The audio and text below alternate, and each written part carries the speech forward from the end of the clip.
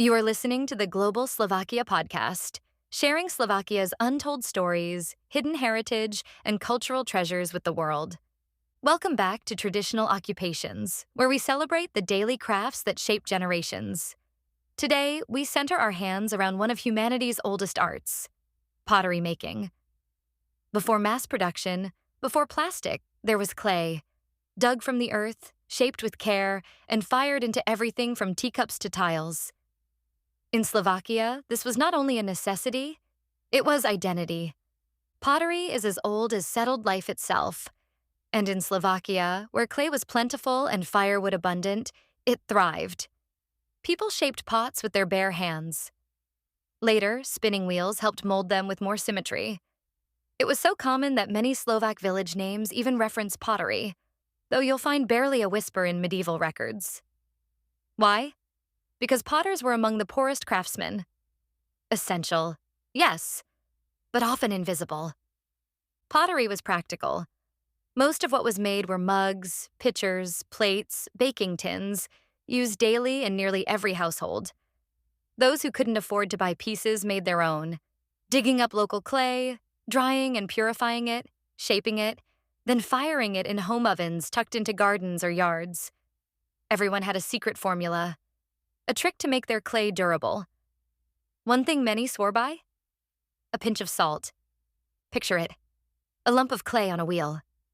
The potter's hands wet, the wheel spinning. Pressure here, a shift there, and slowly the clay becomes a vessel. It was slow work, delicate, and dangerous. One wrong move and hours were lost. Once shaped, the clay had to dry, then fire in an oven, where cracks or air bubbles could destroy everything.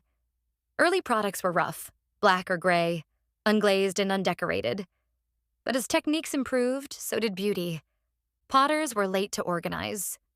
Most guilds didn't form until the 17th century, long after smiths and masons had their structures. But once organized, they began to train apprentices. And with time, new materials and glazes entered Slovak kilns. That's when pottery became art. One of the most iconic examples? Modra pottery. White background, deep blue floral patterns, folk motifs full of movement and joy. Still popular today.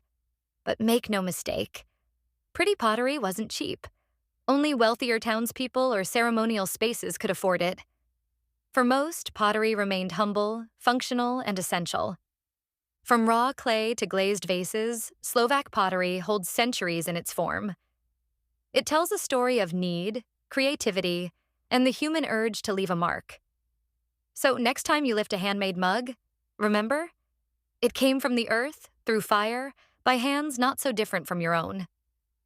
Thank you for listening to Traditional Occupations on the Global Slovakia podcast.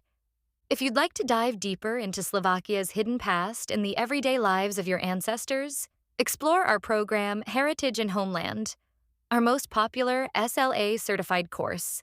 It's a heartfelt journey into Slovak history, traditions, and culture, helping you connect with your roots in a truly meaningful way.